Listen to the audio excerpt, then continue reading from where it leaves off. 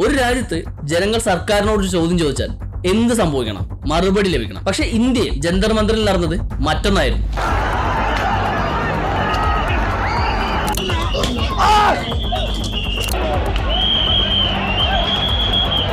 With hundreds injured in the chaos. Still, that hasn't stopped many more returning for a second day of demonstrations. കണ്ണീർ വാതകം പ്രയോഗിക്കുക, പ്രതിഷേധക്കാരെ ക്രൂരമായി മർദ്ദിക്കുക. എന്തിന്? എതിരാണ് പ്രതിഷേധക്കാർ ധർമ്മേന്ദ്ര പ്രധാൻ രാജിവെക്കണമെന്ന് ആവശ്യപ്പെടുന്നത്. हमारा ये भी डिमांड है कि धर्मेंद्र प्रधान जी का रेजिग्नेशन तो अब आना ही पड़ेगा, या तो उनको बर्खास्त करे कैबिनेट से, या तो वो खुद रिजाइन करे. प्रोटेस्ट तब तक चालू रहेगा जब तक उनका रेजिग्नेशन नहीं आ जाता. ഇത് മനസ്സിലാവണമെങ്കിൽ എന്താണ് ഇവിടെ നടക്കുന്നതെന്ന് മനസ്സിലാക്കണം. ഇന്ത്യയിൽ മെഡിക്കൽ കോഴ്സുകൾക്ക് പ്രവേശനം നേടാനുള്ള ഏക മാർഗം നീറ്റാണ്.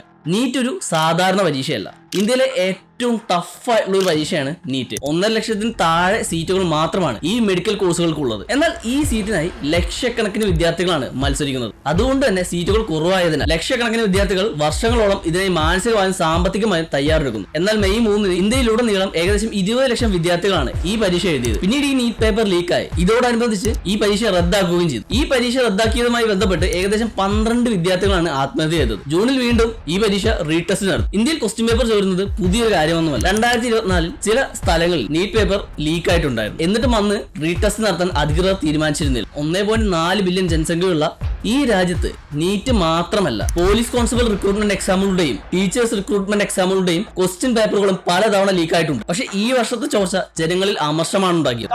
नितिन गडकरी कहाँ है? नरेंद्र मोदी कहाँ है? RSS they can't save the lives of students. Shame on these people, and moreover shame on these journalists who are not coming over here. ഈ സമയത്താണ് കോക്രോച്ച് ജനതാ പാർട്ടി രൂപം കൊള്ളുന്നത്. മെയ് പകുതിയോടെ രൂപീകൃതമായ ഈ ഗ്രൂപ്പ് ദിവസങ്ങൾക്കുള്ളിൽ ദശലക്ഷക്കണക്കിന് ഇൻസ്റ്റഗ്രാം ഫോളോവേഴ്സിനെ നേടി. 30 വയസ്സിന് താഴെയുള്ളവർ നേരിടുന്ന തൊഴിലില്ലായ്മയും ഈ പരീക്ഷാ ചോർച്ചയും ചേർന്നുള്ള അമർഷമാണ് ഈ പ്രസ്ഥാനത്തിലൂടെ യുവജനങ്ങൾ പ്രതിഷേധം അറിയിക്കുന്നു. അവരൊറ്റ കാര്യമേ ആവശ്യപ്പെട്ടിട്ടുള്ളൂ: എഡ്യൂക്കേഷൻ മിനിസ്റ്ററായ ധർമ്മേന്ദ്ര പ്രധാൻ റിസൈൻ ചെയ്യണം. ഗവൺമെന്റ് ഇതിന്റെ അക്കൗണ്ടബിലിറ്റി ഏറ്റെടുക്കണം. ഒപ്പം ലീക്കാവാത്ത, സ്റ്റുഡൻസിന്റെ ജീവൻ പോലും നഷ്ടപ്പെടാത്ത ഒരു എക്സാം സിസ്റ്റം വേണം. ഈ ആത്മഹത്യ ചെയ്ത ഓരോ വിദ്യാർത്ഥികളുടെ കുടുംബത്തിനും 1 കോടി രൂപ വീതം നഷ്ടപരിഹാരം നൽകണമെന്ന ആവശ്യവും പ്രതിഷേധക്കാർ മുന്നോട്ട് വെച്ചു. Number 2 is the 1 crore compensation for the families of the dead NEET victims. Our fight is to fix the system. Our fight is to bring back accountability in the system. Our fight is to make sure that the education system that is completely rotten. June 28 Sonam Wangchuk അധികാരത്തിലിരിക്കുന്ന ആരെങ്കിലും അവരെ കേൾക്കാൻ വേണ്ടി 20 ദിവസം നിരാഹാര സമരം നടന്നു. 20-ാം നാൾ പോലീസ് അദ്ദേഹത്തെ ബലപ്രയോഗത്തിലൂടെ അവിടെ നിന്ന് പിടിച്ചുകൊണ്ടുപോയി.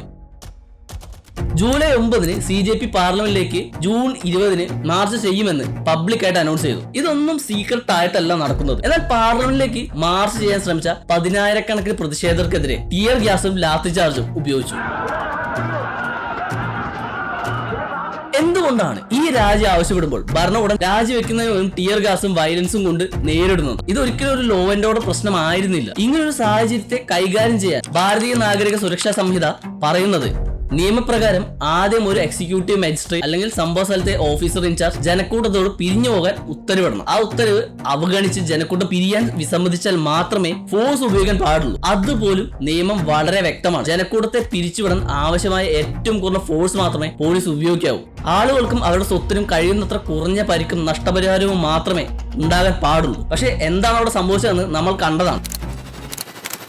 ഡൽഹിയിൽ നടന്ന CJP പ്രതിഷേധത്തിനിടെ പോലീസ് അതിക്രമം നടന്നെന്ന് ആരോപിച്ച് സമർപ്പിച്ച ഹർജി അടിയന്തരമായി പരിഹരിക്കാൻ ജൂലൈ 22 സുപ്രീം കോടതി വിസമ്മതിച്ചു. ചീഫ് ജസ്റ്റിസ് സൂര്യകാന്ത് അധ്യക്ഷനായ ബെഞ്ചാണ് കേസ് പരിഗണിച്ചത്. ഹർജിക്കാരുടെ അഭിഭാഷകൻ ഉന്നയിച്ചത് നീറ്റ് പരീക്ഷ ക്വസ്റ്റ്യൻ പേപ്പറിന്റെ ലീക്ക് ആരോപണങ്ങൾ, NTA പരിഷ്കാരങ്ങൾ എന്നിവയുമായി ബന്ധപ്പെട്ടാണ് വിദ്യാർത്ഥികൾ പ്രതിഷേധിച്ചതെന്ന് കോടതി അറിയിച്ചു. എന്നാൽ ചീഫ് ജസ്റ്റിസ് സൂര്യകാന്തിന്റെ മറുപടി ഇങ്ങനെയായിരുന്നു: ഞങ്ങളുടെ സമയവും നിങ്ങളുടെ സമയം പാഴാക്കരുത്. പ്രതിഷേധക്കാർക്കെതിരെ പോലീസ് അതിക്രമം നടത്തിയതിന്റെ വീഡിയോസ് ഉണ്ടെന്ന് അഭിഭാഷകൻ തുടർന്ന് വാദിച്ചപ്പോൾ ഞങ്ങൾക്ക് വീഡിയോസ് കാണാൻ താല്പര്യമില്ല, അതിന് സമയവും ഞങ്ങൾക്കില്ല എന്നാണ് ചീഫ് ജസ്റ്റിസ് പ്രതികരിച്ചത്. അതോടെ ആ വാദം അവസാനിപ്പിക്കുകയായിരുന്നു. ശ്രദ്ധേയമായ ഒരു കാര്യം എന്തെന്നാൽ ഈ കോക്രോച്ച് ജനതാ പാർട്ടി ഉണ്ടായത് മെയ് 15 ഇതേ ചീഫ് ജസ്റ്റിസ് സൂര്യകാന്ത് നടത്തിയ ഒരു വിവാദ പരാമർശത്തെ തുടർന്നാണ്. അന്ന് അദ്ദേഹം പറഞ്ഞത്, ജോലിയില്ലാത്ത ഒരു തൊഴിലും ഇല്ലാത്ത ചില യുവാക്കൾ പാറ്റകളെ പോലെയാണ്. ചിലർ മാധ്യമ പ്രവർത്തകരാകും, ചിലർ സോഷ്യൽ മീഡിയയിലും ചിലർ RTI ആക്ടിവിസ്റ്റായും മറ്റു ചിലർ വിവിധ ആക്ടിവിസ്റ്റായും മാറി എല്ലാവരെയും ആക്രമിക്കാൻ തുടങ്ങുന്നു എന്നാണ്. There are already parasites in society who attack you people, who attack the system, and you want to join hands with them. So there are youngsters like cockroaches. They don't get any employment. They don't have any place in profession. Some of them become media. Some of them become social media. Some of them become RTI activists. Some of them become another activists, and they start attacking everyone. Supreme കോടതിയുടെ ഈ തീരുമാനം വന്നത് അതിന് ഒരു ദിവസം മുമ്പ് ഡൽഹി ഹൈക്കോടതി സമാനമായ ഒരു PIL അടിയന്തരമായി പരിഗണിക്കാൻ വിസമ്മതിച്ചതിന് പിന്നാലെയായിരുന്നു. CJPയുടെ പ്രതിഷേധ മാർച്ചിനിടെ ഡൽഹി പോലീസ് അമിത ബലം പ്രയോഗിച്ചെന്ന് ആരോപിച്ചായിരുന്നു ആ ഹർജി. ഡൽഹി ഹൈക്കോടതി ചീഫ് ജസ്റ്റിസ് ദേവേന്ദ്രകുമാറും ജസ്റ്റിസ് തേജസ് കാരിയയും ഉൾപ്പെട്ട ഡിവിഷൻ ബെഞ്ചിന് മുന്നിലാണ് ഈ കേസ് വന്നത്. എന്നാൽ അടിയന്തരവാദം കേൾക്കാൻ കോടതി തയ്യാറായില്ല. ഇതിലേക്കൊന്നും കോടതിയെ വലിച്ചഴിക്കേണ്ട, കേസ് നാളെ പരിഗണിക്കാമെന്നാണ് ബെഞ്ച് പ്രതികരിച്ചത്. ഈ ഹർജികൾക്ക് കാരണമായത് ജൂലൈ 20 CJP സംഘടിപ്പിച്ച sunset Chalo മാർച്ചാണ്.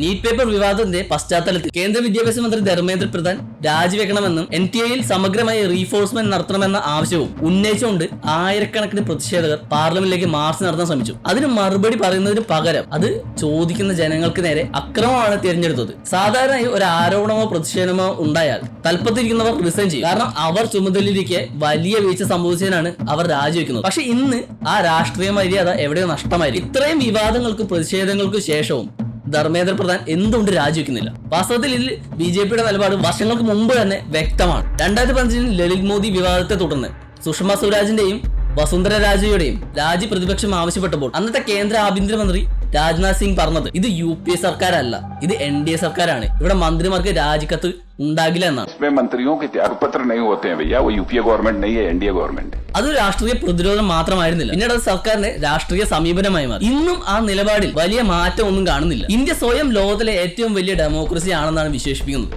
India is the mother of democracy.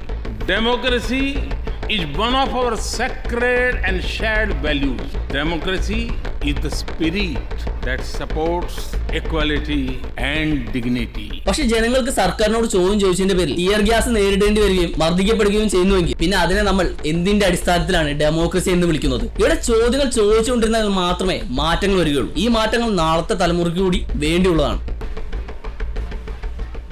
I am resigning from my post as Education Minister. It is for personal reasons. I thank everyone for the opportunity.